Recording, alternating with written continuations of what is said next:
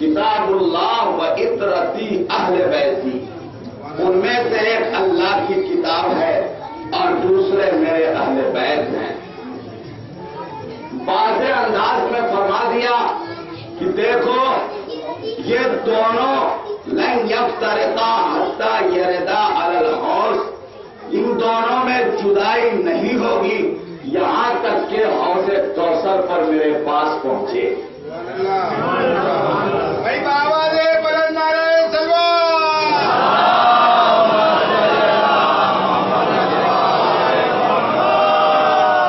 پیغمبر نے ہدایت اور ضلالت کو واضح کر دیا کہ تم ہدایت پر کب قائم رہو گے اور ضلالت کی طرف کب چلے جاؤ گے۔ پیغمبر نے کہا کہ میں دو چیزیں چھوڑ رہا ہوں، ایک اللہ کی کتاب اور دوسری میرے اہل بیت۔ جب تک تم ان دونوں سے جڑے رہو گے تو تم بھٹکو گے نہیں، جب بھٹکو گے نہیں تو گمراہ نہیں ہوگے، یعنی راستہ نہ بھولو گے، اور جب راستہ نہیں بھولو گے تو پھر یہ دعا نہیں کرو گے کہ پروردگار ہمیں سیدھا راستہ دکھا۔ جب بھٹکو گے ہی نہیں تو یہ دعا کی ضرورت نہیں ہوگی کہ سیدھا راستہ دکھا، سیدھا راستہ دکھا، بلکہ جب ان دونوں سے جڑے رہو گے تو تم کہو گے مجھے سیدھے راستے پر قائم رکھ۔ آواز کھڑے وہاں۔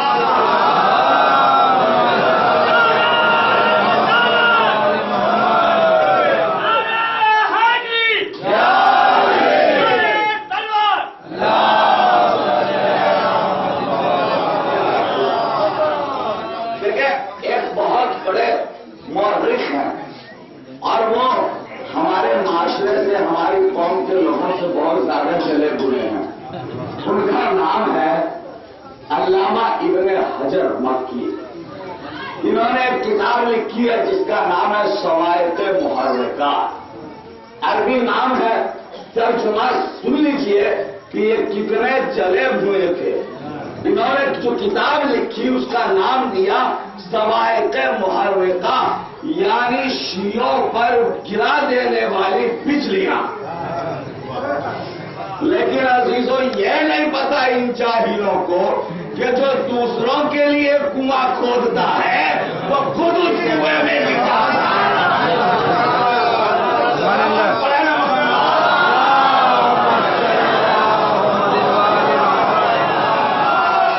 تو انہوں نے جو چلانے والی بجلیاں لکھی تو اس میں یہ لکھے بغیر نہ رہ سکا کہ پیغمبر نے فرمایا دو چیزیں چھوڑ کر جا رہا ہوں، اور خبردار ان دونوں سے آگے نہ بڑھنا ورنہ ہلاک ہو جاؤ گے، اور پیچھے بھی نہ رہنا ورنہ ہلاک ہو جاؤ گے۔ آگے گئے تب ہلاکت، پیچھے رہے تب ہلاکت۔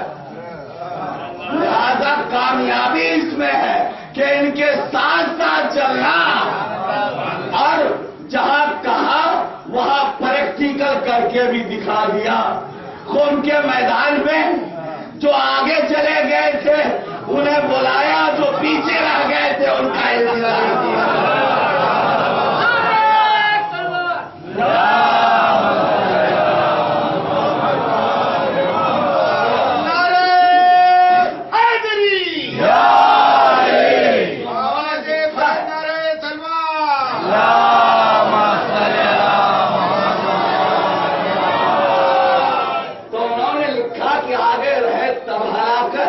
پیچھے رہے تب ہلاکت۔ اب میری سمجھ میں نہیں آتا کہ لکھنے کو تو لکھ دیا ہے نا، لیکن خود متمسک نہیں ہو سکے۔ ورکر ہے یہ عقل مندی ہماری سمجھ میں نہیں آتی کہ بھائی لکھتے کچھ ہو اور عمل کچھ کرتے ہو۔ جب پیغمبر نے کہا دو چیزیں چھوڑ رہا ہوں اور جب تک ان دونوں سے جڑے رہو گے ہلاک نہیں ہوگے، تو یہی تو پیغمبر نے واضح کر دیا کہ دیکھو جنہیں چھوڑ رہا ہوں وہ اور ہیں، جن میں چھوڑ رہا ہوں وہ اور ہے۔ بات نہیں پہنچی۔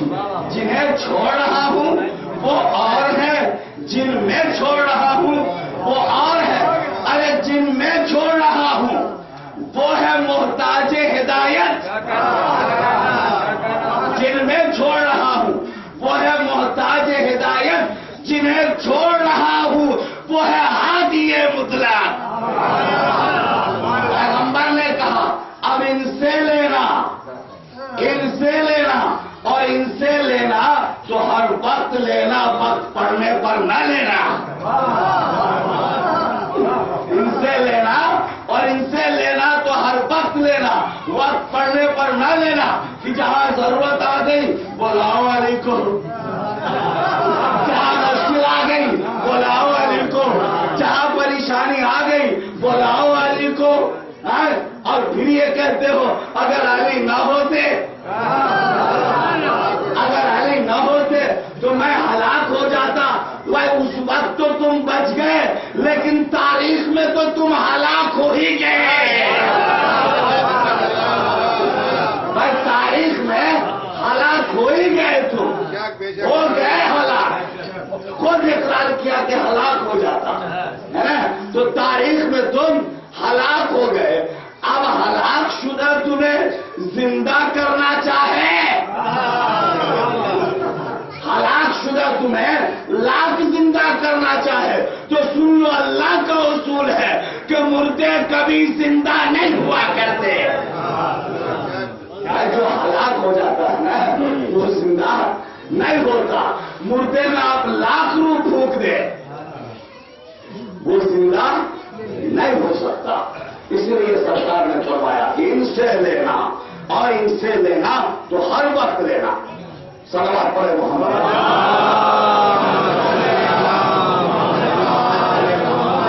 میں بہت آسان کر کے اس کو سمجھانا چاہ رہا ہوں، کتاب اور اہل بیت کو۔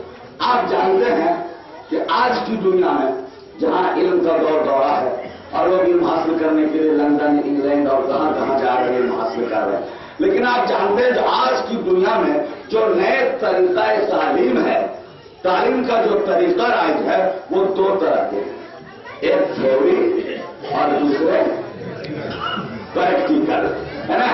آج کے مدرسوں میں، اسکولوں میں، کالجوں میں، یونیورسٹیوں میں صرف تھیوری نہیں پڑھائی جاتی، غور کر رہے ہیں، تھیوری کے ساتھ ساتھ پریکٹیکل بھی کرایا جاتا ہے۔ یعنی اگر بچوں کو پین پڑھایا جاتا ہے تو صرف پین کہہ کر کے بات ختم نہیں کرتے، پی این کہہ کر کے لفظوں پر بات نہیں روک دیتے، بلکہ پین کی شکل بھی دکھا دی جاتی ہے۔ اور سمجھے گا، اگر مینگو پڑھایا جاتا ہے تو مینگو کہہ کر بات ختم نہیں کرتے، بلکہ مینگو کی تصویر بھی دکھا دی جاتی ہے۔ اگر امبریلا یا ایپل پڑھایا جاتا ہے تو صرف کہہ کر کے لفظوں پر بات ختم نہیں کرتے، بلکہ ان کی صورت بھی دکھا دیتے ہیں۔ کیوں؟ اس لیے کہ ڈسکرپشن سے بات اتنی سمجھ میں نہیں آتی جتنا ماڈل دیکھنے سے سمجھ میں آتی ہے۔ یہ 1400 برس کے بعد دنیا نے اس بات کو سمجھا، پیغمبر اسلام 1400 سال پہلے تمام کر گئے تھے۔ دیکھیے ٹھیک اسی اصول پر سمجھیے، اس کو سمجھنے کی ضرورت ہمارے نوجوان سمجھے۔ ٹھیک اسی اصول پر اللہ نے ہمارے لیے یہ اہتمام کیا کہ ایک طرف اللہ نے قرآن مجید کی صورت میں، قرآن مجید میں اسلام کے احکام بیان کیے، غور سے سنیے گا، ایک طرف اسلام کے احکام قرآن مجید میں بتا دیے، تو دوسری طرف اہل بیت کی شکل میں، اہل بیت کی شکل میں ان کے ماڈل بنا دیے۔ آپ دیکھیے نا، قرآن کے اندر ہزاروں جگہ نماز پڑھنے کا حکم دیا، لیکن ایک جگہ بھی نہیں بتایا کس طرح نماز پڑھو۔ غور کر رہے ہیں، ہزاروں جگہ زکات کا حکم دیا، لیکن ایک جگہ بھی نہیں بتایا کہ زکات کے احکام کیا ہے۔ حج کا حکم دیا، لیکن حج کے مسائل نہیں بیان کیے۔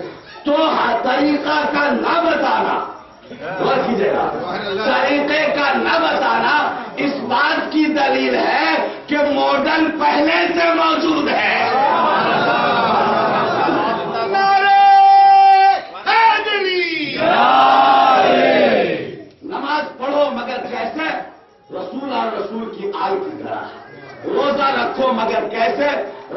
اور رسول کی آل کی طرح، زکات دو مگر کیسے؟ رسول اور رسول کی آل کی طرح۔ اس لیے کہ جب ہم نے ان کو تمہارے لیے ماڈل بنا دیا تو اب جیسے جیسے یہ کرتے جائے ویسے ویسے تم کرتے چلے جاؤ۔ اور عزیزوں ماڈل ایسا بنایا قسم خدا کی، آپ سوچے نا، سنتے سب کچھ رہتے ہیں لیکن فکر کی ضرورت ہے۔ ماڈل ایسا بنایا کہ 25 برس کے بعد جب خلافت خود چل کر علی کے قدموں میں آئی اور علی نے نماز پڑھائی تو دنیا کو کہنا پڑا کہ آج رسول اللہ والی نماز یاد آ گئی۔ صلوات پڑھے محمد۔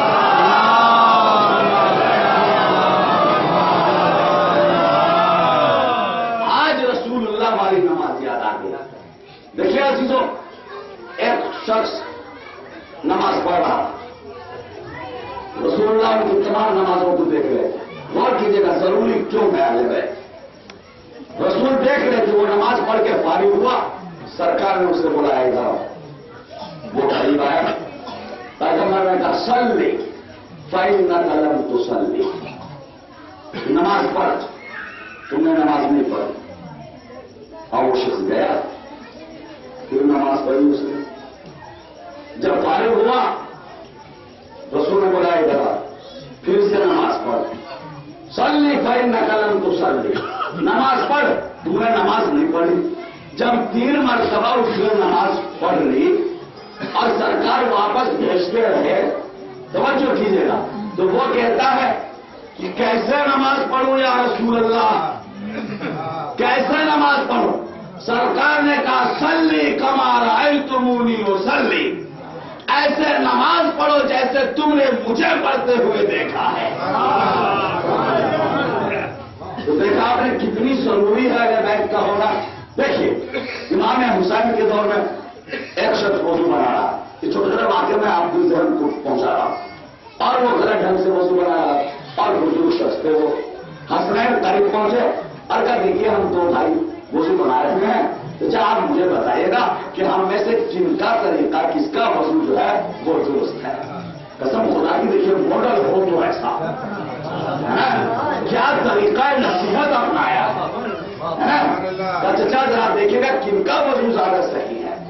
عزیزوں جب حسنین نے پانی لے کر کے وضو بنایا اور آداب کے ساتھ، سنت کے ساتھ، واجبات کی رعایت کرتے ہوئے جب وضو بنا چکے، روایت کہتی ہے کہ وہ بزرگ اٹھا اپنی جگہ سے، حسنین کو گلے لگایا اور کہا بیٹا تمہارا ہی وضو درست ہے، میں ہی غلط کر رہا ہوں۔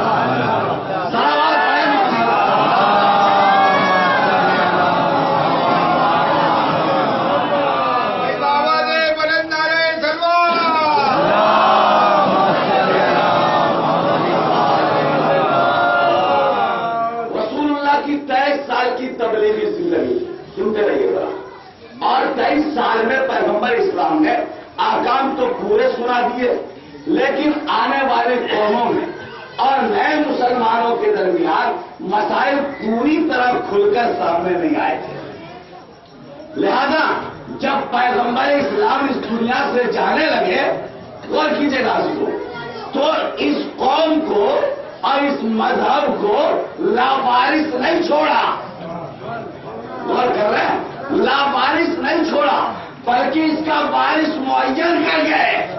حضور دنیا سے گئے، علی آ گئے، علی دنیا سے گئے، حسن آ گئے، حسن دنیا سے گئے، حسین آ گئے، حسین دنیا سے گئے، سید سجاد آ گئے، سید سجاد دنیا سے گئے، باقر العلوم آ گئے، وہ گئے جعفر صادق آ گئے، وہ گئے موسیٰ کاظم آ گئے، وہ گئے محمد تقی آ گئے، علی رضا آ گئے، وہ گئے محمد تقی آ گئے، وہ گئے علی نقی آ گئے، وہ گئے امام حسن عسکری آ گئے، وہ گئے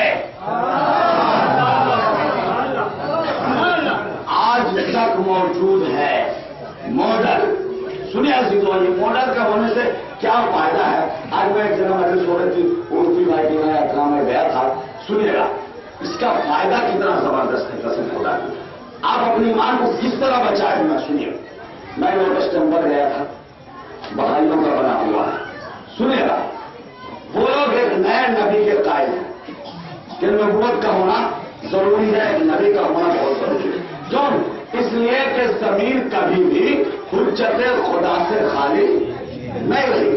توجہ کیجیے گا، اور یہ اللہ کی وہ سنت ہے جو کبھی تبدیل نہیں ہو سکتی۔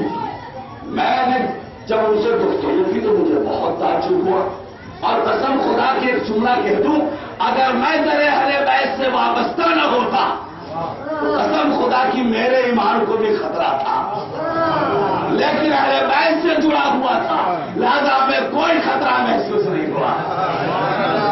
اور سنیے کیسے؟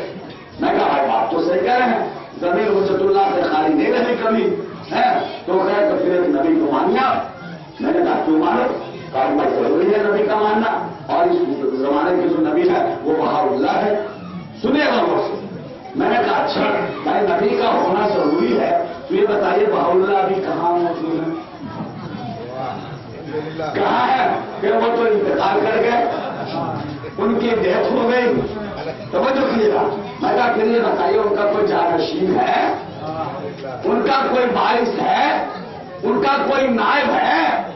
وہ کہے کہ نہیں، ان کا کوئی نائب نہیں ہے، ان کا جو دور نبوت ہے وہ 1000 سال کا ہے۔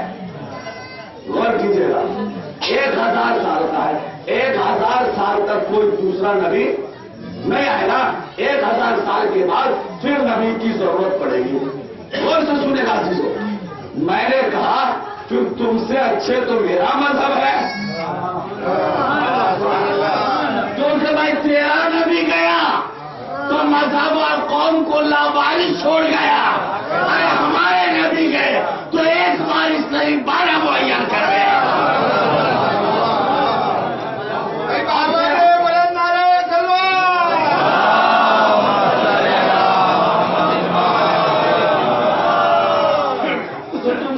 تو میرے ہیں، ایک گئے دوسرے آئے، چاہے پردہ غیبت ہی کیوں نہ ہو، ہمارا موجود تو ہے، اور تم سے یہ دنیا ہی خالی ہے۔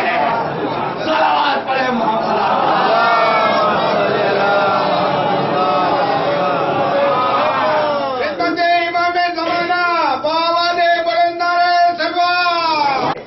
غیروں نے بھی بیان کیے، مسلمانوں نے بھی بیان کیے، غیر مسلموں نے بھی بیان کیے۔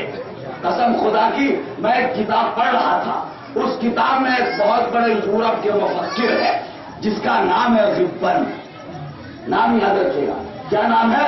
غبن۔ اور انہوں نے لائف آف علی پر کتاب بھی لکھی ہے اور پوری زندگی کا مطالعہ کیا ہے مولا کائنات کا، اور اسلام کا بھی اس نے مطالعہ کیا۔ کس نے؟ غبن نے۔ مطالعہ کرنے کے بعد وہ ایک فیصلہ کن جملہ کہتا ہے، سنیے گا، مطالعہ کرنے کے بعد وہ کہتا ہے there is nothing in Islam but Ali, there is nothing in Islam but Ali, یعنی اسلام میں سوائے علی کے کچھ ہے ہی نہیں۔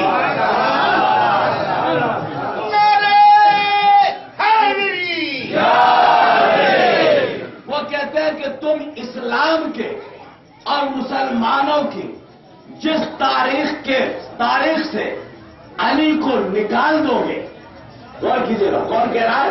یہ غیر مسلم مفکر کے جملے پیش کر رہا ہوں۔ وہ کہتے ہیں تاریخ اسلام اور تاریخ مسلمان کے جس ورق سے علی کو نکال دو گے وہی ورق ادھورا اور نامکمل دکھائی دے گا۔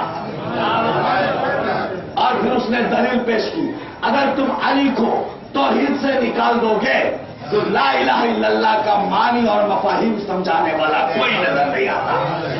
کیوں؟ اس لیے کہ اگر ہم یہ سمجھ لیں کہ توحید کے معنی علی نے بیان نہیں کیے تو قسم خدا کی کسی نے بیان نہیں کیے۔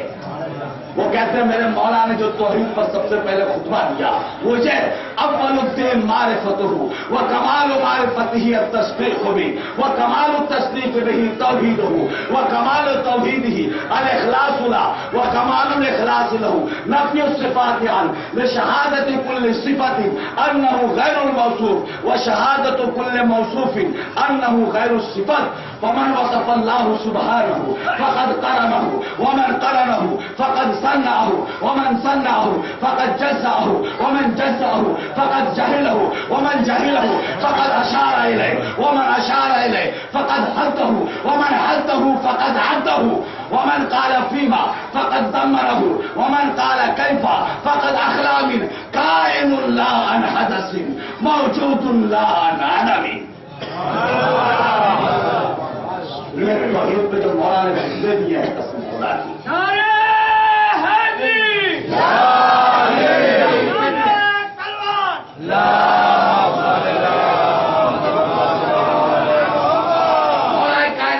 کے بارے میں کہتے ہیں دین کی ابتدا اس کی معرفت ہے. دین کی ابتدا اس کی معرفت ہے. کمال معرفت اس کی تصدیق ہے. کمال تصدیق اس کی توحید ہے. کمال توحید اخلاص ہے. اور کمال اخلاص یہ ہے اس سے صفتوں کی نفی کی جائے. کیوں؟ اس لیے کہ ہر صفت اپنے موصوف کی غیر ہے اور ہر موصوف اپنے صفت کے علاوہ کوئی دوسری شے ہے. لہذا جس نے ذات کے ساتھ اور صفت کو مانا، ذات کے ساتھ اور صفت کو مانا، اس نے خدا کا دوسرا ساتھی مان لیا. اسی لیے تو ہمارے بچوں کو پڑھایا جاتا ہے اس کی ذات صفت سے الگ نہیں، اس کی صفت ذات سے الگ نہیں. جو اس کی ذات ہے وہی صفت ہے، جو صفت ہے وہی ذات ہے. مولا کہتے ہیں جس نے دوسرا ساتھی مانا وہ اجزا کا قائل ہوا، اور جو اس کے لیے اجزا کا قائل ہوا اس نے قابل اشارہ سمجھا. جس نے قابل اشارہ سمجھا اس نے محدود سمجھا. جس نے محدود سمجھا اس نے معدوم سمجھا. ارے وہ موجود ہے لیکن عدم سے وجود میں نہیں آیا. وہ موجود ہے لیکن عدم سے وجود میں نہیں آیا. وہ ہر شے کے ساتھ فاعل ہے لیکن حرکات اور آلے کا محتاج نہیں ہے. صلوات پڑھے محمد.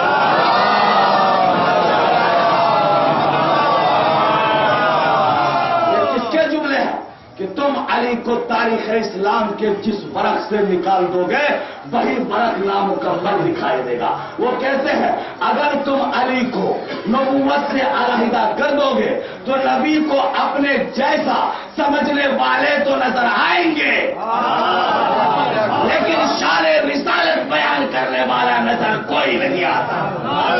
سنتے چلیے. وہ کہتے ہیں اگر تم علی کو کعبے سے الگ کر دو گے تو کعبہ کعبہ نظر نہیں آتا، مسکرا نظر آتا ہے. وہ کہتے ہیں اگر تم علی کو بستر پیغمبر سے الگ کر دو گے تو اپنے نفس کو بیچ کر اللہ کی مرضی خرید کر حفاظت پیغمبر کرنے والا نظر کوئی نہیں آتا. وہ کہتے ہیں اگر تم علی کو بدر سے الگ کر دو گے تو بدر کا کوئی ہیرو نظر نہیں آتا. اگر تم احد سے علی کو علیحدہ کر دو گے تو کوئی شاہ لا فتح نظر نہیں آتا.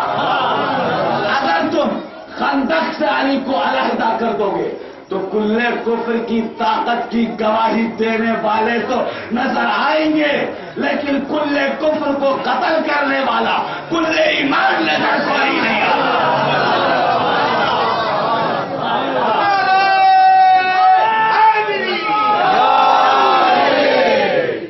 وہ کہتے ہیں اگر تم خیبر سے علی کو علیحدہ کر دو گے تو فرار تو نظر آئیں گے لیکن شرار نظر کوئی نہیں. سنتے چلیے. وہ کہتے ہیں اگر تم علی کو منبر رسول سے علیحدہ کر دو گے تو دنیا اسلام خطیب منبر سلومی سے محروم ہو جائے گی. قسم خدا کی یہاں پر وہ رک کر کہتا ہے. کون؟ ربن رک کر کہتا ہے کیا کہ Islam is the best religion but Muslim are worst caste. وہ کہتا ہے کہ اسلام بہترین مذہب ہے لیکن مسلمان بدترین قوم ہے، اور اس کی وجہ اس نے یہ بتائی۔ اسلام اس لیے بہترین مذہب ہے کیونکہ اس نے اتنا بڑا اسکالر پیدا کیا، علی جیسا اسکالر پیدا کیا کہ اتنا بڑا اسکالر آج تک دنیا کا کوئی مذہب پیدا نہ کر سکا۔ اور وہ کہتے ہیں مسلمان اس لیے بدترین قوم ہے کہ اتنے بڑے اسکالر کے دعوے کے باوجود جس نے یہ دعویٰ کیا جو پوچھنا چاہتے ہو، جو پوچھنا چاہتے ہو پوچھ لو، اتنے بڑے دعوے کے باوجود افسوس مسلمانوں نے کوئی سوال نہیں کیا، اور سوال بھی کیے تو الٹے سیدھے کیے۔ جو الٹی سیدھی گلی کے پیداوار ہو وہ الٹی سیدھی سوال نہ کرے تو کیا کرے؟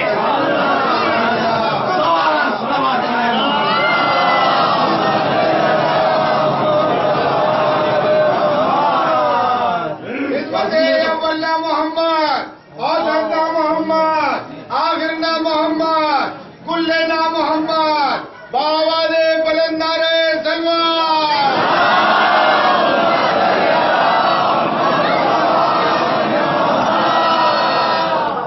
اسلام میں کچھ نہیں سوائے علی کے، اگر علی کو چھوڑ دو گے تو کھوکھلے اسلام ملے گا، لیکن اگر علی کو پکڑے رہو گے تو مکمل اسلام ملے گا، ہے نا؟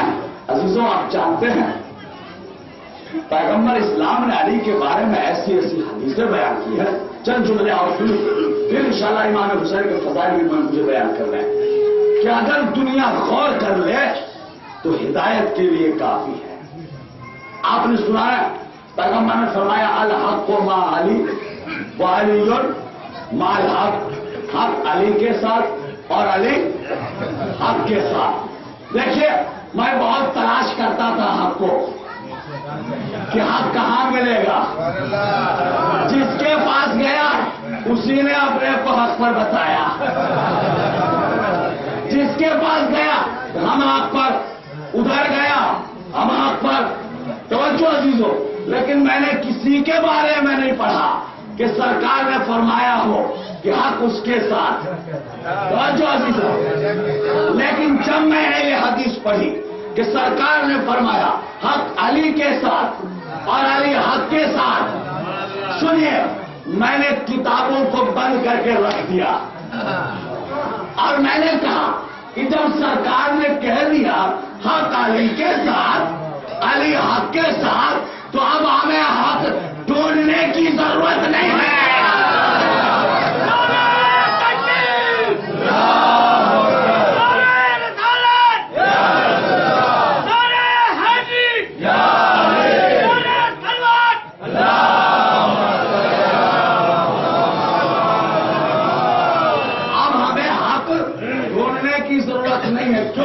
اس لیے کہ حق تو مل چکا، حق کی وضاحت سرکار نے فرما دی، ہمیں حق تلاش نہیں کرنا، ہمیں حق کو دیکھنا ہے، حق کو دیکھنا ہے، جہاں جہاں علی ہوں گے،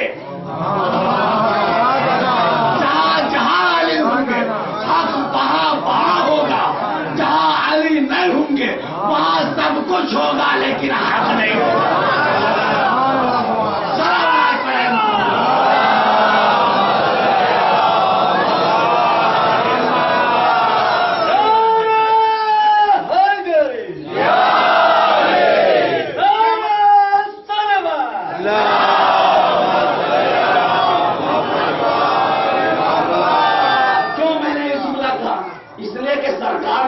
اتنا ہی نہیں فرمایا حق علی کے ساتھ اور علی حق کے ساتھ، بلکہ آگے بھی فرمایا ہے، اگر اتنے فرما کر چپ ہو جاتے رسول تو بےمان مورخ لکھ دیتا کہ حق صرف اسی وقت علی کے ساتھ تھا، لیکن کیا مولا رسول اللہ تیرے زبان کو سرکار نے فرمایا اللہم اجر الحق حیث ما دار علی، پروردگار پروردگار جدھر علی مڑتا جائے حق کو ادھر موڑ دینا. اور کرنا دیکھ رہے ہیں ساری دنیا حق تلاش رہی ہے کہ ہمیں حق مل جائے, ارے ہمیں حق مل جائے. لیکن سرکار کیا کہہ رہے ہیں؟ یہ نہیں کہہ رہے ہیں جدھر حق جائے علی کو توفیق دینا جو حق کی طرف جائے, نہیں, بلکہ حق کو کہہ رہا ہے پروردگار حق کو ادھر پھیر دینا, حق ادھر پھیر دینا جدھر علی پھر جائے. یعنی تمام دنیا تابع ہے حق کے, تمام دنیا تابع ہے حق کے, اور حق تابع ہے حیدر کرار کے.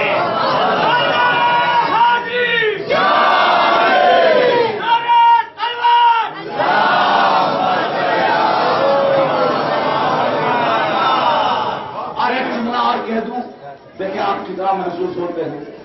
حق تمام دنیا تابع ہے حق کے, اور حق تابع ہے علی کے, اور ہم تابع ہیں علی کے. تو کیا مطلب ہوا؟ سرکار نے واضح کر دی اس کے صدقے میں کیا, یا علی انت وشیعتو کا ہم الفائزون, کہ علی تم بھی کامیاب, تمہارے شیعہ بھی کامیاب. صلوات پڑھے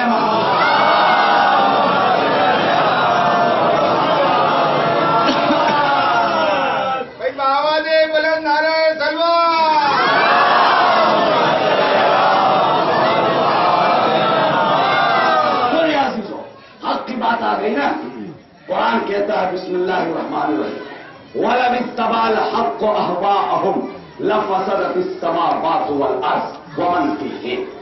اگر حق باطل کی پیروی کر لیتا تو زمین و آسمان کے نظام جو ہے تہس نہس ہو جاتے. غور کر رہے ہیں؟ اس لیے کربلا کے میدان میں, ابھی مسائل نہیں پڑھ رہا, فضائل حسین پڑھ رہا, سنے گا. کربلا کے میدان میں حسین نے یزید کی بیعت کیوں نہیں کی؟ آپ آدم سے لے کر ایدم تک تاریخ اٹھا کر, قرآن اٹھا کر دیکھ لے کہ کبھی کسی نمائندہ حق نے باطل کی پیروی کی ہے؟ نہیں کی ہے. غور سے سنے گا عزیزو, ہر دور میں باطل بھی رہا, حق بھی رہا. سنیے گا, تاریخ شاہد ہے کہ حق بے سروس سامانی کے عالم میں آیا تو باطل پرزور طاقت و قوت اور اقتدار کے ساتھ آیا, لیکن کامیابی ہمیشہ حق کو ملی. باطل شیطان کی صورت میں آیا تو حق آدم کی صورت میں آیا. باطل فرعون کی شکل میں آیا تو حق موسیٰ کی شکل میں آیا. باطل نمرود کی شکل میں آیا تو حق ابراہیم کی شکل میں آیا. باطل قیصر و کسریٰ کی شکل میں آیا تو حق عیسیٰ کی شکل میں آیا. باطل ابو لہب ابو جہل کی شکل میں آیا تو حق محمد رسول اللہ کی شکل میں آیا. باطل امیر شام کی شکل میں آیا تو حق علی کی شکل میں آیا. باطل یزید کی شکل میں آیا تو حق حسین کی شکل میں آیا.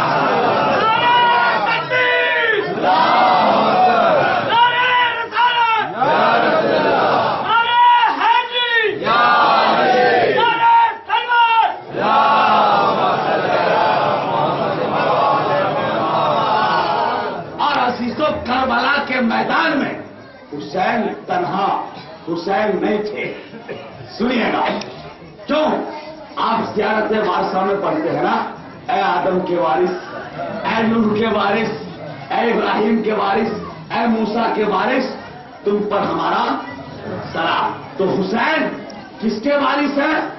1,24,000 پیغمبروں کے بھی, اور آپ سے پہلے جو 2 امام ہیں ان کے بھی وارث ہیں. اور یہ طے ہے کہ حق نے کبھی باطل کی پیروی نہیں کی. امام حسین جانتے تھے کہ کربلا میں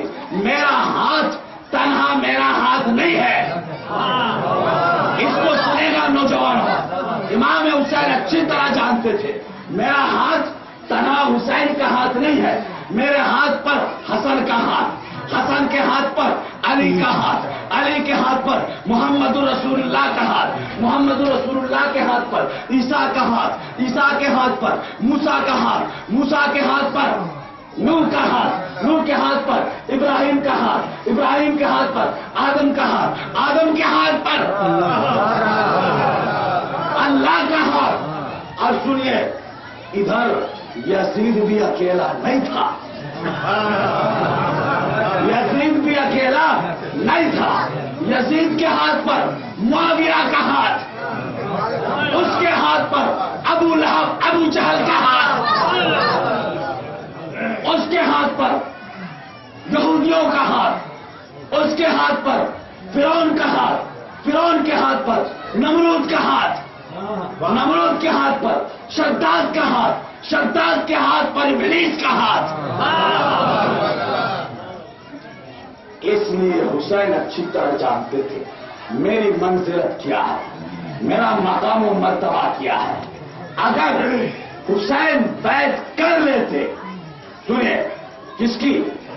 یزید کی، تو گویا یہ ایسا تھا جیسے محمد رسول اللہ نے ابو جہل ابو لہب کی بیعت کر لی۔ اگر حسین بیعت کر لیتے تو یہ ایسا تھا جیسے کہ موسیٰ نے فرعون کی بیعت کر لی، ایسا تھا جیسے شداد کی بیعت اوروں نے کر لی، ایسا ہی تھا جیسے ابراہیم نے نمرود کی بیعت کر لی۔ اگر حسین بیعت کر لیتے تو یہ ایسا تھا جیسے کہ آدم نے شیطان کے مقابلے میں شکست قبول کر لی۔ کیوں؟ اس لیے کہ حسین کے سر پر 1,24,000 پیغمبروں کی تاج نبوت ہے اور 2 معصوموں کے وارث ہیں۔ سنے گا سے اب حسین چاہے تو یزید کی بیعت کر کے اس تاج کو گرا دے، اور چاہے تو انکار کر کے 1,24,000 نبیوں کی نبوت کو دعا عطا کر دے۔ حسین تلوار اور سے سنے گا، حسین نے فیصلہ کیا کہ نہیں، میرا سر کٹ تو سکتا ہے لیکن یزید کے سامنے جھک نہیں سکتا۔ ہاں عزیزوں، کربلا کے میدان میں تمام نبیوں کی نبوتیں حسین کے لبوں کو دیکھ رہی تھی کہ حسین ہماری نبوت کی تاج کو باقی رکھتا ہے یا گرا دیتا ہے۔ یعنی تمام نبیوں کی نبوتیں حسین کے ایک ہاں اور نہ کی محتاج تھی۔ قسم خدا کی، حسین نے یہ کہہ کر کہ نہیں، حسین بیعت نہیں کر سکتا، انبیاء کو دعا عطا کیا ہے، انبیاء کے تاج کو برقرار رکھا، مسلمانوں کو مسجدیں دے دی، اسلام کو زندگی دے دی، مسلمانوں کو قرآن دے دیا۔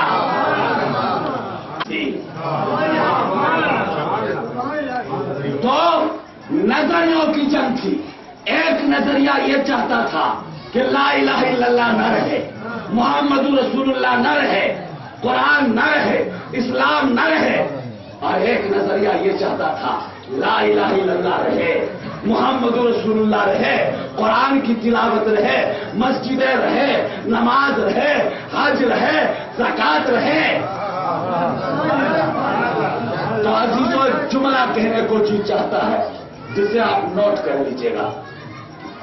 یزید نام ہے ان شر کی طاقتوں کا، نوجوانوں یاد رکھنا، یزید نام، اگر کوئی پوچھے کون تھا یزید، یہ بتانا، یزید نام ہے ان شر کی طاقتوں کا، یعنی برائیوں کے مجموعے کا، جو آدم سے لے کر خاتم النبیین تک کے مقابلے پر آتا رہا۔ یزید نام ہے ان برائیوں کے مجموعے کا جو آدم سے لے کر خاتم تک کے مقابلے پر آتا رہا، اور حسین نام ہے ان خیر کی طاقتوں کا، ان اچھائیوں کے مجموعے کا جو آدم سے لے کر خاتم تک مقابلے پر ڈٹا رہا۔ ہے نا؟ شیطان آیا اس کے مقابلے میں ڈٹا، حسین نام ہے، نمرود آیا اس کے مقابلے میں ڈٹا، فرعون آیا اس کے مقابلے میں ڈٹا، ابو لہب ابو جہل آئے اس کے مقابلے میں ڈٹا، امیر شام آیا اس کے مقابلے میں ڈٹا، یزید آیا اس کے مقابلے میں ڈٹا، ابن زیاد آیا اس کے مقابلے میں ڈٹا، شمر اور خولی آئے اس کے مقابلے میں ڈٹا۔ غور کرنا آپ، تو حسین نام ہے خیر کی قوتوں کا۔ تو اب ہمیں دیکھنا ہے کہ اس جنگ میں مقصد کس کا پورا ہوا، ہے نا؟ تو عزیزوں، اگر آج نمازیں ہو رہی ہیں، روزے ہو رہے ہیں، حج بجا لایا جا رہا ہے، زکات دی جا رہی ہے، تو سمجھ لیجئے رسول کا نواسا وارث قرآن جانشین پیغمبر امام حسین جیت گئے، امام حسین جیت گئے، اور اس کے مقابلے میں جو برائیوں کا مجموعہ تھا امیر شام کا بیٹا یزید ہار گیا۔ صلوات پڑھے محمد۔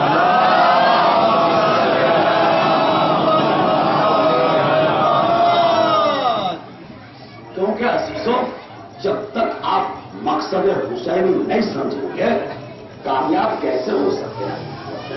حسین کی فضیلت تو رسول نے بچپن میں بتا دیا ہے نا؟ آپ تو خوبصورت ہے، بس مشغولیت دو چار باتیں انشاءاللہ کے وقت مسائل کہ حسین سجدے میں ہیں اور سرکار امام حسین ہے، رسول سجدے میں ہے اور امام حسین پیٹھ پر سوار ہو گئے۔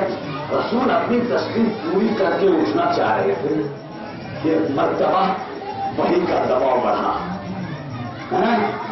اور کہا خبردار سجدے سے سر نہ اٹھائیے گا۔ رسول کہتے ہیں کب تک؟ جواب ملا حسین سوار رہے تب تک۔ سنے گا عزیزوں، شاعر کہتا ہے پشت رسول پر ہوا ہے کس طرح کا قیام، پشت رسول پر ہوا ہے کس طرح کا قیام، بدلا ہوا ہے اطاعت معبود کا نظام۔ پشت رسول پر کس طرح کا ہوا ہے قیام، بدلا ہوا ہے اطاعت معبود کا نظام۔ جبریل کہہ رہے ہیں حبیب خدا سے آج ہے مرضی حسین پہ سجدے کا اختتام۔ قسم خدا کی،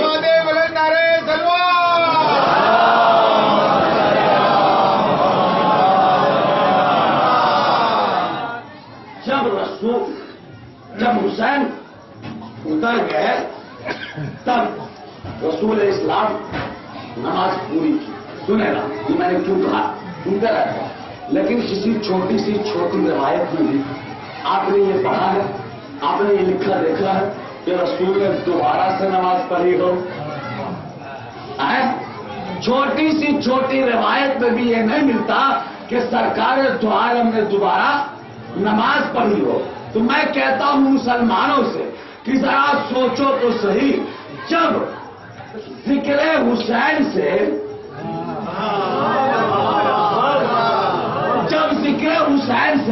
نماز رسالت نہیں بگڑتی تو ذکر حسین سے نماز امت کیسے بگڑ جائے گی؟ صلوات پڑھے محمد۔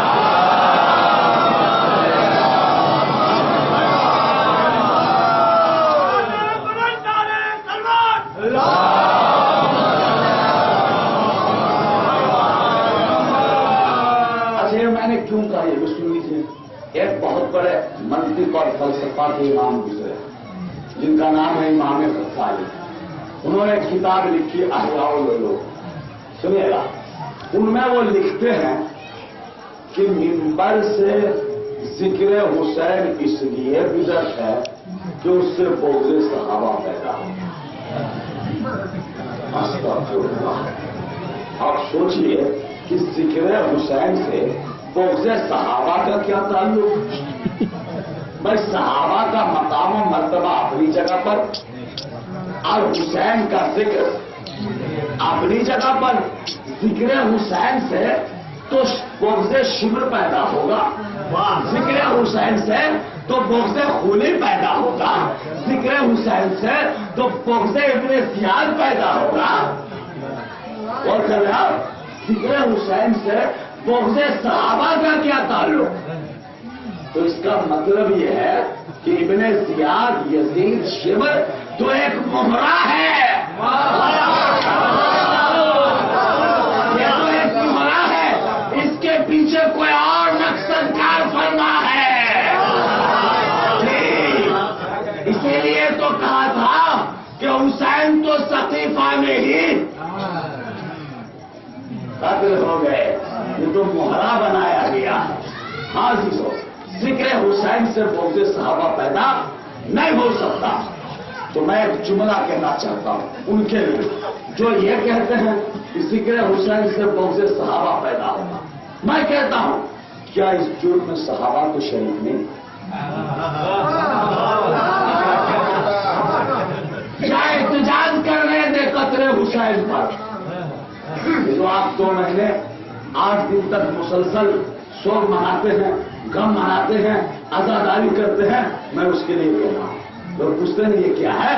یہ ایک احتجاج ہے، اس کے خلاف، ظالم کے خلاف، اس کے خلاف، قاتل کے خلاف، لٹوروں کے خلاف، دین اسلام کے دشمن کے خلاف۔ ارے ماتم تو ہم اپنے سینے پر کرتے ہیں، یہ ہاتھ تو میرے سینے پہ پڑتے ہیں، لیکن تماچا یزید کے منہ پہ لگتا ہے۔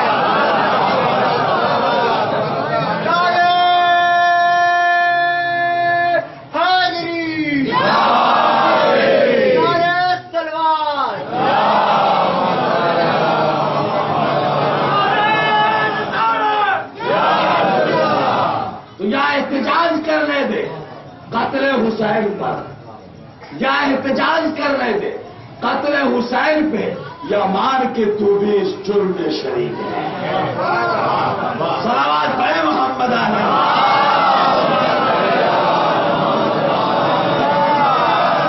اور جناب قرآن نے تو کہا بھائی سچوں کا ذکر کرو، مذکور فی الکتاب ابراہیم انہ کان صدیقا نبیا، سچوں کا ذکر کرو۔ اور سچے تو بہت بڑی بات ہے، جو نبی نہ بھی ہو مگر ہو سچا تو اس کا تذکرہ بھی واجب۔ سنیے گا قرآن میں کہا گیا فاذکر اسماعیل والیسع وذوالکفل۔ تمام مفسروں نے لکھا ہے کہ ذوالکفل جو ہے وہ نبی نہیں تھے۔ ذوالکفل کے کیا معنی؟ کفالت کرنے والا، پرورش کرنے۔ ذوالکفل یہ خطاب ملا ہوا ہے، نام کچھ اور ہوگا لیکن قرآن نے خطاب سے نوازا۔ کیا؟ وَاذْكُرْ إِسْمَاعِيلَ وَالْيَسَعَ وَذَوَالْكِفْلِ۔ کتاب میں ذکر کرو کس کا؟ اسماعیل کا، الیسع کا اور ذوالکفل کا۔ جبکہ ذوالکفل نبی نہیں ہے، بلکہ کون ہے ذوالکفل؟ یہ نبیوں کی حفاظت کرتے تھے، نبیوں کو پناہ دیتے تھے، نبیوں کی پرورش کرتے تھے۔ تو عزیزوں کیا ثابت ہوا؟ جو نبی نہ بھی ہو لیکن نبیوں کی حفاظت کرے، نبی کی پرورش کرے تو اس کا تذکرہ واجب۔ تو جو خاتم الانبیاء کو بنا دے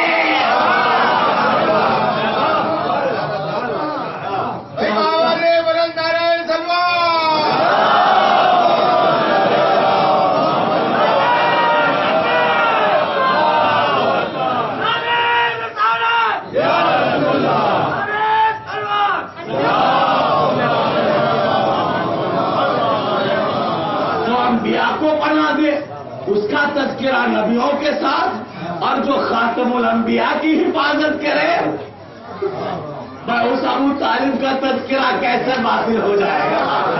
صلوات پڑھیں محمد۔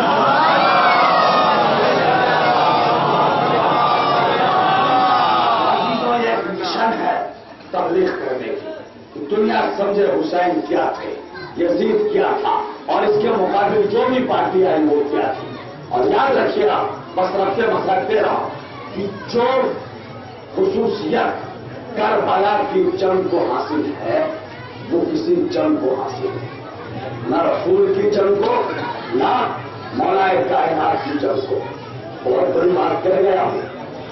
دیکھیے مجھے کسی کی جنگ سے کی اہمیت سے انکار نہیں ہے, کسی جنگ کی اہمیت سے انکار نہیں ہے, چاہے جنگ بدر ہو, احد ہو, خیبر ہو, خندق ہو, ان کی اہمیت سے انکار نہیں ہے. ان کی اہمیت اپنی جگہ پر, میں نے خصوصیت کہی ہے. جو خصوصیت حسین کی جنگ کو ہے, کربلا کی جنگ کو ہے, وہ کسی جنگ کو نہیں.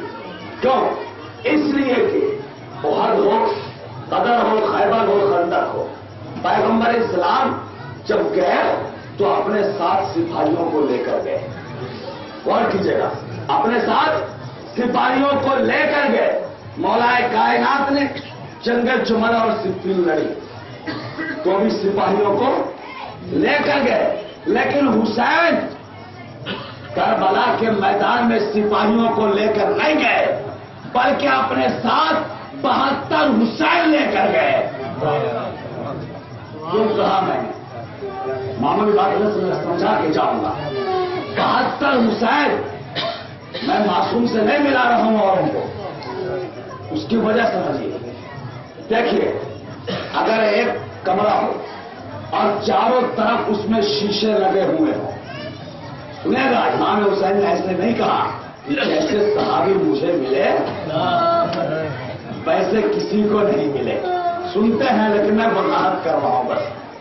اگر ایک شیش محل ہو, ایک کمرہ ہو اور اس میں چاروں طرف آئینہ لگے ہوئے ہو, آئینے لگے ہو عزیزوں, اور آپ ایک شمع روشن کیجیے تو شمع ایک روشن ہوگی اور اس کی لو ہر چھوٹے بڑے آئینے میں چمکتی ہوئی دکھائی دے گی. تو ٹھیک اسی طرح کربلا کے میدان میں حسینیت کی ایک شمع جل رہی تھی, لیکن ہم نے جس چہرے کو بھی دیکھا اس میں حسین کے کردار نظر آئے. حبیب کو دیکھا تو حسین کے کردار نظر آئے, زہرا کو دیکھا حسین کے کردار نظر آئے, علی اکبر کو دیکھا حسین کے کردار نظر آئے, اصغر کو دیکھا حسین کے کردار نظر آئے. اور عزیزوں یہ پہلی جنگ ہے کربلا کی, اس کے بارے میں آپ تو سنتے ہیں نا, قتل حسین اصل میں مرگ یزید ہے, اسلام زندہ ہوتا ہے ہر کربلا کے بعد. سنیے اس جنگ کی وہ خصوصیت ہے جو کسی جنگ کو حاصل ہے. جو جنگ کربلا واحد جنگ ہے جس کی ابتدا آذان علی اکبر سے ہے, غور کیجیے گا, اور انتہا امام کے سجدے سے. اللہ اللہ, اور کیا تو کیا صبح ہوتے ہی اذان دلوائی تھی. ابتدا اذان علی اکبر سے اور اختتام حسین کے سجدے پر. گویا اذان اور نماز کے درمیان یہ جنگ لڑی جا رہی. اگر کوئی جنگ ایسی لڑی گئی ہو تو بتاؤ. ہار ہونے والوں امام حسین صبح سے لے کر 2 تک قربانی دیتے رہے. کبھی اولاد جعفر آگے بڑھے, کبھی اولاد عقیل آگے بڑھے, کبھی انصار آگے بڑھے, کبھی اصحاب آگے بڑھے. لیکن عزیزوں ایک وقت وہ بھی آیا کہ جب علی اصغر بھی شہید ہو گئے تو خود امام حسین اپنی قربانی کا عظیم نذرانہ بارگاہ خالق میں پیش کرنے کے لیے تیار ہوئے. ہار ہونے والا سنے گا, امام حسین خیمے میں آئے, سب کو سلام کیا اور آخر میں کہا علیکن منی السلام, بیویوں تم پر میرا سلام. اس کے بعد فضا کو بلایا امام حسین نے اور چپکے سے کان میں پوچھا. ہار ہونے والوں جب کچھ کہا نا حسین نے تو فضا دھیرے دھیرے خیمے کے کونے کی طرف بڑھنے لگی. شہزادی زینب کی نظر پڑ گئی. شہزادی قریب جا کر کہتی فضا آپ کہاں جا رہی ہے؟ فضا کہتی ہے شہزادی کچھ نہ پوچھیے, آقا نے منع کیا ہے.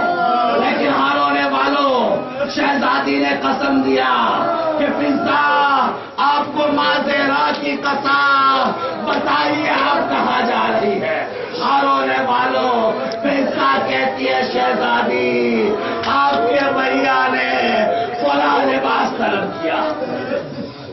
جزاک اللہ. جیسے ہی زینب نے سنا نعرہ مار کر رونے لگی اور کہتی ہے فضا یہ کیوں نہیں کہتی کہ تم میرے بھائی کا کفن لانے جا رہے ہو. جزاک اللہ. خدا آپ کو کوئی غم نہ دے سوائے غم حسین. اور ہونے والوں سنے گا وہ لباس آیا. آج سے مجھ سے کہا گیا کہ میں امام حسین کے مسائل کو آج زیارت بھی ہوگی تابوت کی اور جنا بھی برآمد ہوگا. آج جو سنے گا لباس آیا. امام حسین نے باوجود کہ وہ لباس پہلے سے پھٹا ہوا تھا جگہ جگہ سے تار تار کیا. اور ہونے والوں شہزادی کہتی ہے بھیا یہ لباس جگہ جگہ سے کیوں تار تار کر رہے ہو. حسین کہتے بہن زینب میری شہادت کے بعد اشکیا جب میرا لباس لوٹنا چاہے تو بے قیمت سمجھ کر چھوڑ دے.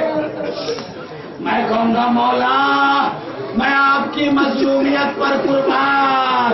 اے مولا جس لباس کو آپ نے تار تار کیا آئے شہادت حسین کے بعد اشکیا نے اس لباس کو بھی نہیں چھوڑا. اور 3 دن تک امام حسین کا لاشا بے غور و کفن کربلا کی جلتی زمین پر پڑی رہی. اور ہونے والوں سنے گا اس کے بعد لباس پہلے امام حسین نے اور پہننے کے بعد عزیزوں جب امام حسین رخصت ہونے لگے روایت کہتی ہے خیمے کا پردہ 17 بار گرا اور 17 بار اٹھا. اس کے بعد حسین یوں برآمد ہوئے خیمے کے در سے جیسے جنازہ نکلتا ہے بھرے گھر سے. اجرکم اللہ. ازاداروں امام حسین رخصت ہونے لگے.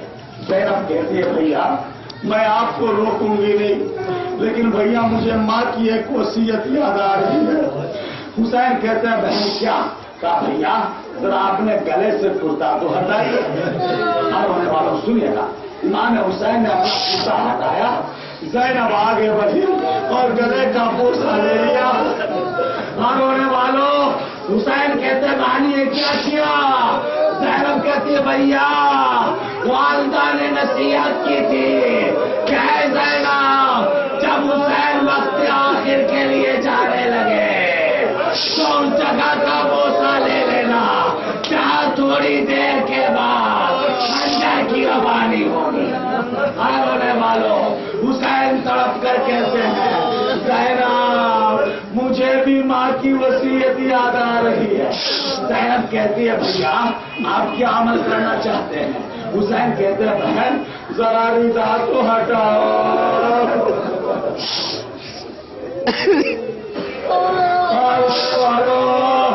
زینب نے رضا ہٹائی. حسین آگے بڑھے بازوؤں کا بوسہ لیا. زینب گھبرا کے کہتی ہے یار یہ میرے بازو کیوں چوم رہے ہیں؟ سن سکو گے جملہ سنا. حسین کہتے بہن تم نے اس مقام کو چوما جہاں خنجر چلے گا.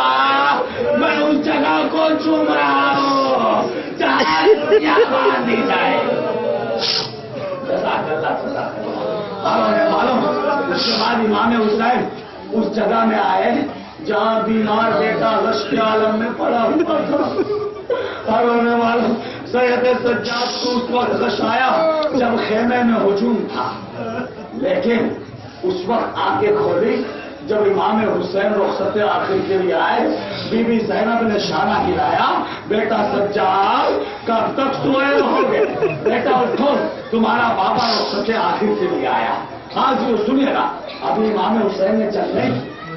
ابھی امام حسین نے جہاد نہیں کیا. ابھی تو میرا مظلوم امام لاشوں پر لاش اٹھا کر لا رہے ہیں. لیکن سید سجاد کہتے ہیں جب میں نے آنکھ کھول کر اپنے بابا کو دیکھا تو جسم پر اتنے لگے ہوئے تھے کہ پہچاننا مشکل ہو رہا تھا. جزاک اللہ. خدا آپ کو کوئی غم نہ دے سوائے غم حسین کے. اور ہونے والوں اس کے بعد امام حسین گھوڑے پر سوار ہوئے لیکن زلجنہ آگے نہیں بڑھا. سنے گا ابھی مسائل پڑھوں گا. زلجنہ آگے نہیں بڑھا. امام حسین کہتے ہیں اے وفادار میں جانتا ہوں کہ تو بھی 3 دن کا بھوکا پیاسا ہے لیکن ایسے وفادار حسین کی آخری سواری ہے. حسین اس کے بعد پھر کبھی سوار نہ ہوگا. جیسے ہی جملہ تمام ہوا گھوڑے نے اپنا سر جھکا لیا. اب جو حسین جھک کر دیکھا تو سکینہ صبح سے لپٹی ہوئی فریاد کر رہے ہیں بابا جو بھی مقتل میں گیا واپس نہیں آیا. اے بابا میں کم سنی میں یتیم ہو جاؤں گی. بابا مقتل میں نہ جاؤ. حسین گھوڑے سے اترے. سکینہ کو کچھ سمجھایا. سکینہ کہتی ہے بابا اب نہ روکوں گی لیکن بابا اتنا بتا دو کہ بابا جب تک میں آپ کے سینے پر نہ سوچتی تھی بابا مجھے نیند نہیں آتی تھی. اے بابا اتنا بتاؤ کہ اب جو رات آئے گی تو سکینہ کس کے سینے پر سوئے گی. رونے والوں حسین کہتے بیٹی سکینہ نہ خود رو نہ مجھے رونا. اے بیٹی ارے آج سے یہ طریقہ بدل جائے گا. اب تم آ کے پاس خدا آپ کو کوئی سمجھ استعمال کرنے حسین سنے گا. اس کے بعد امام حسین میدان میں آئے. 3 دن کے بھوکے پیاسے نے اس طرح حملہ کیا کہ فوج یزید درے کوفہ سے جا کر ٹکرائی. فوجیوں میں ایک بھگدڑ مچی ہوئی تھی. امام حسین کہتے ہیں ظالموں اب بھاگتے ہو. تم نے میرے اکبر کو مار ڈالا. تم نے میرے بھیا عباس کو مار ڈالا. تم نے میرے بچپن کے ساتھی حبیب کو مار ڈالا. اے ظالموں تم نے میرے اصغر کو بھی نہیں چھوڑا. امام حسین جنگ کرتے کرتے نشے میں آ گئے. جہاں دیکھا عباس کا بازو کٹا ہوا لاشا یوں ہی پڑا ہوا ہے. امام حسین کا دل بھر آیا. امام حسین کہتے ہیں بھیا عباس ارے یہ حملے نہ دیکھے یہ تنہائی نہ دیکھی. افسوس نہیں تم نے تنہائی نہ دیکھی. ہونے والوں امام حسین مسلسل چم پر چم کر رہے تھے کہ ایک مرتبہ فضا میں آواز ہوئی کیا ایتھا النفس المطمئنہ ارجعی الی ربک راضیۃ مرضیہ. کہ حسین اب تلوار کو نیام میں رکھ لو. رونے والوں تلوار کا نیام میں رکھنا تھا. بھاگی ہوئی فوج واپس پلٹی. کسی نے پتھر اٹھا کر مارا. پیشانی حسین پہ لگا. ایک ظالم نے تیر مارا. پہلوے حسین میں لگا. ایک ظالم نے زہرا لو تیر مارا. دائیں پہلو میں لگا. ایک ظالم نے ایسا نیزہ مارا کہ فاطمہ کالا گھوڑے پر سنبھل نہ سکا.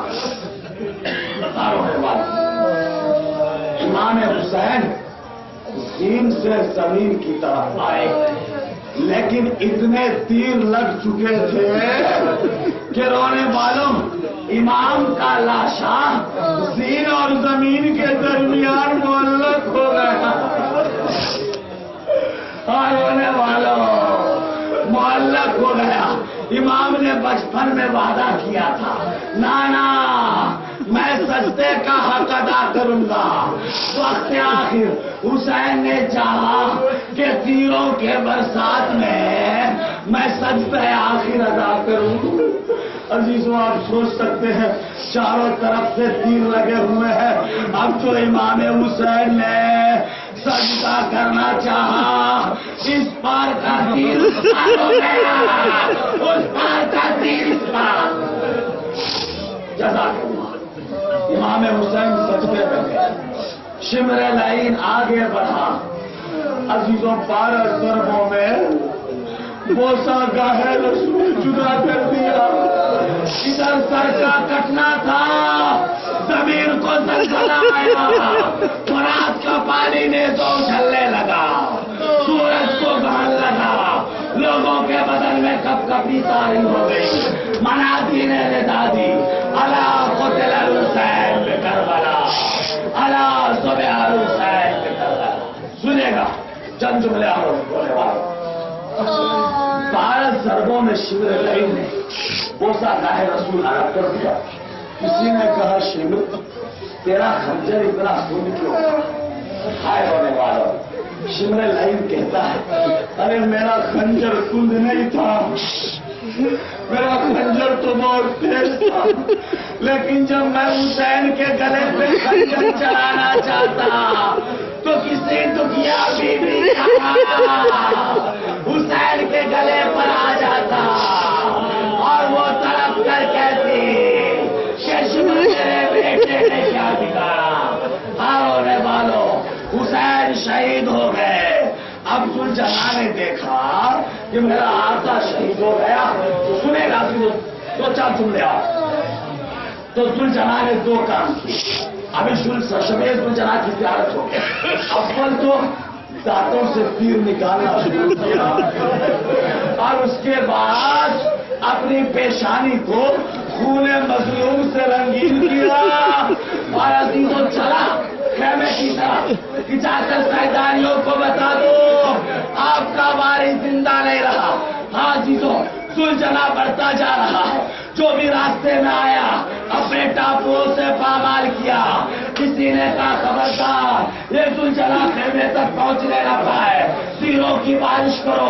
پسرے ساتھ کہتا ہے کوئی تیر نہیں چلائے گا، یہ رسول اللہ کی سواری کا گھوڑا۔ کاش کوئی غیرت دار کہتا ہے پسرے ساتھ یہ رسول اللہ کی سواری ہے، حسین جو رونے والوں ذوالجلال بڑھتا جا رہا ہے، یہاں تک کہ ذوالجلال خیمے میں پہنچ گیا۔ سکینہ آگے بڑھی، کیا دیکھا؟ ذوالجلال آیا، بابا نہیں آئے۔ رونے والوں سنیے گا، سکینہ تڑپ گئی، سنیے گا سکینہ تڑپ کر کہتی ہے ذوالجلال اپنے سوار کو کہاں چھوڑا ہے؟ ہاں جیسو جب ذوالجلال نے کچھ نہیں کہا تو سکینہ کہتی ہے ذوالجلال اتنا بتا دے